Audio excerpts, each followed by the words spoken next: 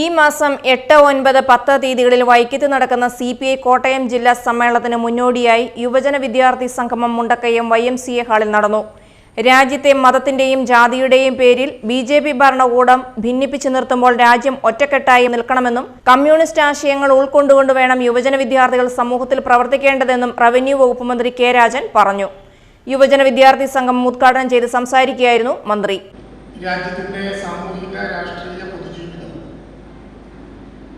അത്രമേൽ പീഡിപ്പിക്കപ്പെടുന്നതും പറഞ്ഞാൽ തീരാത്ത വിധം സാമൂഹ്യ ജീവിതത്തിന്റെ സമസ്ത മേഖലകളിൽ നിലനിർത്താൻ കഴിയാത്ത വിധം മനുഷ്യർ അകന്നു പോകുന്നതുമായ അതിഭീകരങ്ങളായിട്ടുള്ള ദുരന്തങ്ങളുടെ നടുവിലൂടെ നമ്മുടെ രാജ്യം കടന്നു പോവുകയാണ്.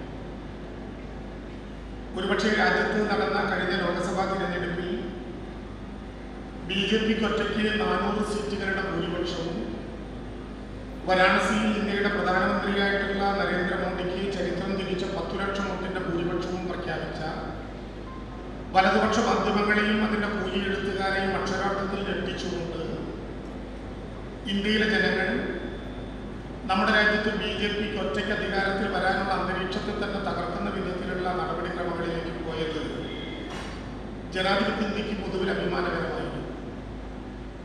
ജനാധിപത്യത്തെ മറികടക്കുന്ന വിധത്തിലുള്ള പണാധിപത്യത്വവും മതാധിപത്യവും ഒരുമിച്ച് സമ്മേളിക്കുകയും ഓരോ മനുഷ്യരെയും മതത്തിന്റെ പേരിൽ ജാതിയുടെ പേരിൽ വേർതിരിച്ചു നിർത്തി വോട്ട് ബാങ്കുകളാക്കി തിരിച്ച് സ്വാതന്ത്ര്യത്തോളം പോകുന്ന ഇന്ത്യയുടെ മഹത്തായ ചരിത്രത്തെ തന്നെ ഇല്ലായ്മ ചെയ്ത് ഭരണഘടനയെ ആക്രമിച്ച് രാജ്യത്തിന്റെ ഭരണകൂടം ഇന്ത്യയിൽ ഒറ്റയ്ക്ക് ഭൂരിപക്ഷം നേടാമെന്ന അവരുടെ എല്ലാ ആശയങ്ങളെയും രാജ്യത്തെ ജനാധിപത്യ ജീവിതം തകർത്തു. 400+ സീറ്റ് എന്ന് വാദിച്ചിരുന്ന BJPയുടെ കൂലിയെഴുത്തുകാർക്ക് തെറ്റുപറ്റി എന്ന് ഉറപ്പിച്ചുകൊണ്ട് 240 സീറ്റിന്റെ നമ്പറിൽ മാത്രം വന്നു നിന്ന BJPക്ക് കേവല ഭൂരിപക്ഷമായിട്ടുള്ള മാജിക് നമ്പറിലേക്ക് കടക്കാൻ പോലും കഴിയാത്ത വിധത്തിൽ ഇന്ത്യയിലെ ജനങ്ങൾ ഒറ്റപ്പെടുത്തിയിട്ടുണ്ട്. രാജ്യത്തെ 10 വർഷക്കാലം ഭരിച്ച് മൂന്നാമത്തെ ഗവൺമെന്റ് ഇപ്പോഴും 2 വർഷക്കാലത്തെ ഭരണം തുടരുന്നു. ഒരുപക്ഷേ നമ്മുടെ രാജ്യത്തിന്റെ സകല നന്മകളെയും ചവിട്ടി തകർത്ത BJPക്ക് ഇന്ത്യയുടെ അധികാര സ്ഥാനങ്ങളിലേക്ക് വീണ്ടും കയറി വരാൻ പറ്റുന്നതെങ്ങനെ? കണക്കാണെടുക്കുന്നതെങ്കിൽ ചന്ദ്രബാബു നായിഡുവിന്റെ തെലുങ്കുദേശം നൽകിയ 16 യുണൈറ്റഡ് ജനതാദളിന്റെ 12 അങ്ങനെ കൂട്ടാം. പക്ഷെ കണക്ക് മാത്രമല്ല തിരഞ്ഞെടുപ്പ്.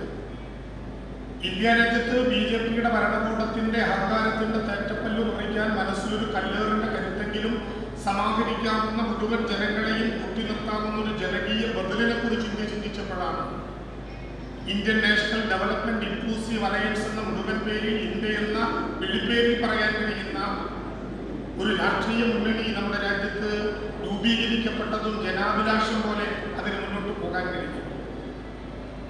സംഘാടക സമിതി കൺവീനർ അഡ്വക്കേറ്റ് ശുഭേഷ് സുധാകരൻ അധ്യക്ഷത വഹിച്ചു.